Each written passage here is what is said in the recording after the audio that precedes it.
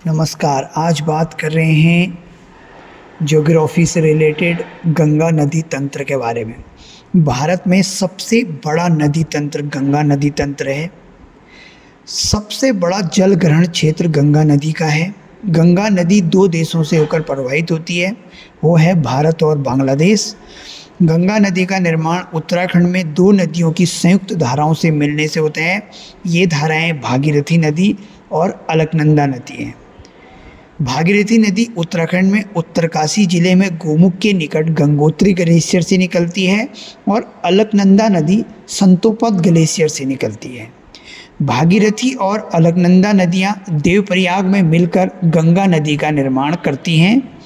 अलकनंदा नदी का निर्माण दो नदियों की संयुक्त धाराओं के मिलने से होता है, जो धौली गंगा है और विष्णु गंगा है। धौली गंगा नदी और विष्णु गंगा नदी संतोपद हिमानी से निकलती हैं। ये दोनों नदियां विष्णु प्रयाग में आपस में मिल जाती हैं।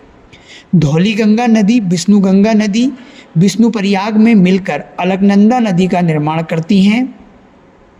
विष्णु प्रयाग से आगे कर्णप्रयाग में पिंडर नदी अलकनंदा से आकर मिल जाती है। रुद्रप्रयाग में अलकनंदा नदी से मंदाकिनी नदी आकर मिलती है। रुद्रप्रयाग से आगे देवप्रयाग में अलकनंदा नदी से भागीरथी नदी आकर मिलती है। भागीरथी नदी और अलकनंदा नदी की संयुक्त धारा गंगा नदी कहलाती है। गंगा नदी भारत में 5 राज्यों से होकर गुजरती है, जिसमें पहला राज्य उत्तराखंड, दूसरा उत्तर प्रदेश, तीसरा बिहार, चौथा झारखंड और पांचवा पश्चिम बंगाल है। गंगा नदी की सबसे ज़्यादा लंबाई उत्तर प्रदेश में है तथा सबसे कम लंबाई झारखंड राज्य में है। गंगा नदी सर्वप्रथम हरिद्वार में पर्वतीय भाग से निकलकर मैदान में प्रवेश करती है। पश्चिम बंगाल में गंगा नदी 2 वितरिकाओं में बढ़ जाती है, भागीरथी एवं हुगली। मुख्य नदी भागीरथी अर्थात गंगा बांग्लादेश में प्रवेश कर जाती है और हुगली नदी पश्चिम बंगाल में दक्षिण की ओर बहते हुए बंगाल की खाड़ी में अपना जल गिराती है। पश्चिम बंगाल में गंगा नदी को भागीरथी नदी भी कहते हैं। कोलकाता हुगली नदी के ही तट पर स्थित है। छोटा नागपुर पठार के बीचों बीच भ्रंश घाटी में बहने वाली दामोदर नदी पूरब दिशा की ओर प्रवाहित होने वाली हुगली नदी में मिल जाती है। गंगा नदी की मुख्य धारा भागीरथी नदी अथवा गंगा नदी बांग्लादेश में पहुंचकर पद्मा नदी के नाम से जानी जाती है। ब्रह्मपुत्र नदी से मिलने के बाद गंगा नदी और ब्रह्मपुत्र नदी की संयुक्त धारा ही पद्मा नदी कहलाती है। आगे चलकर पद्मा नदी से मेघना नदी अथवा बराक नदी मिलती है, तो इन दोनों नदियों की मुख्य धारा मेघना नदी कहलाती है, अर्थात मेघना नदी ही बंगाल की खाड़ी में अपना जल गिराती है। बराक नदी व मेघना नदी मणिपुर से निकलती है। बांग्लादेश में ब्रह्मपुत्र की जमुना नदी कहते हैं, अर्थात पद्मा नदी व जमुना नदी की मुख्य धारा पद्मा नदी कहलाती है। गंगा नदी और ब्रह्मपुत्र नदी का डेल्टा विश्व का सबसे बड़ा डेल्टा है। गंगा नदी और ब्रह्मपुत्र नदी के डेल्टा को सुंदरवन डेल्टा के नाम से भी जाना जाता है।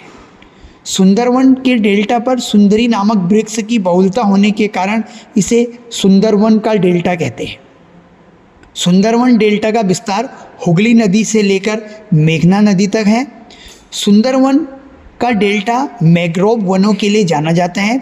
यहाँ पर मुख्य रूप से मैंग्रोव, कैसूरीना और सुंदरी नामक वृक्ष पाए जाते हैं। मैंग्रोव वनों की वनस्पतियों की लकड़ियाँ बहुत कठोर होती हैं, उनकी छाल नमकीन होती है, क्योंकि इन वनस्पतियों की जड़ें डेल्टा क्षेत्र में समुद्र के जल में डूबी हुई होती हैं। भारत में बंगाल टाइगर मैंग्रोव वनों के क्षेत्र के अंतर्गत पाए जाते हैं, अर्थात बंगाल टाइगर सुंदरवन डेल्टा में पाए जाते हैं। भारत में पश्चिम बंगाल में मैंग्रोव वनों का क्षेत्रफल सर्वाधिक है। उसके बाद गुजरात दूसरे तथा तीसरे स्थान पर आंध्र प्रदेश में गोदावरी नदी व कृष्णा नदी के डेल्टा में मैंग्रोव वनों का क्षेत्रफल सर्वाधिक है।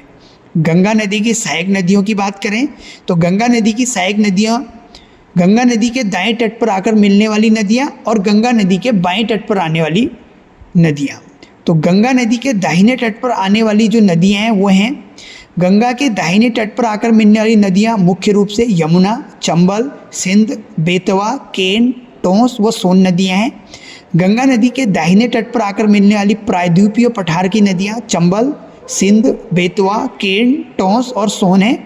गंगा नदी एकमात्र हिमालयी सहायक नदी यमुना नदी है जो कि इसके दाएं तट पर आकर मिलती है। बात करते हैं यमुना नदी की। यमुना नदी गंगा नदी की सबसे लंबी हिमालयी सहायक नदी है। यमुना नदी उत्तराखंड में बंदरपूर चोटी पर यमुनोत्री ग्लेशियर से निकलती है। यह प्रयागराज में गंगा नदी से आकर मिल जाती है। यमुना नदी प्रायद्वीपीय भारत की सबसे लंबी नदी गोदावरी नदी से छोटी है। यमुना नदी की लंबाई लगभग 1385 किलोमीटर है।